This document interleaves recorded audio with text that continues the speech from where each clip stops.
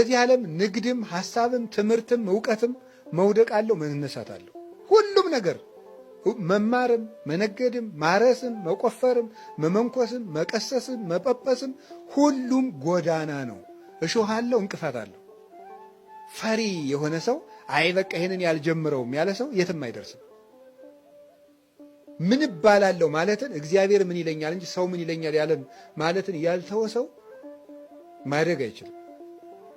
የሰው ልጅ ሁልጊዜም እንኳን ጓደኛው ላይ ከእግዚአብሔር ላይ ሐሳብ የሚሰጥ ፍጡር ነው።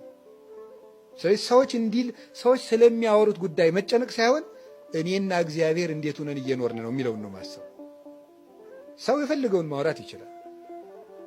እኛ ግን መስራት ያለብን የራሳችን። ስለዚህ ከፈሪነት መጠበቅ፣ ሰው ምን ይለኛል የሚለው ወይም እንዲህ ቢገጥመኝሳ ብዋረድሳ አሬባስ አልነካካ አለ ማለት የምንችለውን ነገር በእግዚአብሔር አምነን ሰው አማክረን አቅደን መስራት።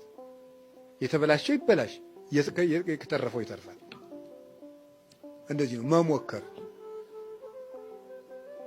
አሁን ብዙ ሰው ራሱ በእኛ ቤት ያለው ሰው ሁሉ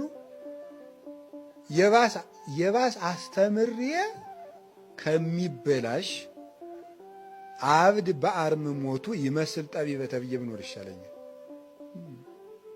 በቃ በዝምታዬ ሊቅ ብባል ይሻላል። እንደው አይ ሊቁ ገሌ አባፋቸው ነው እንጂ የማይናገሩ ብባል ይሻላል ብሎ ተጎልቶ እንደ ድንጋይ አይደለም መናገር። ተናገር።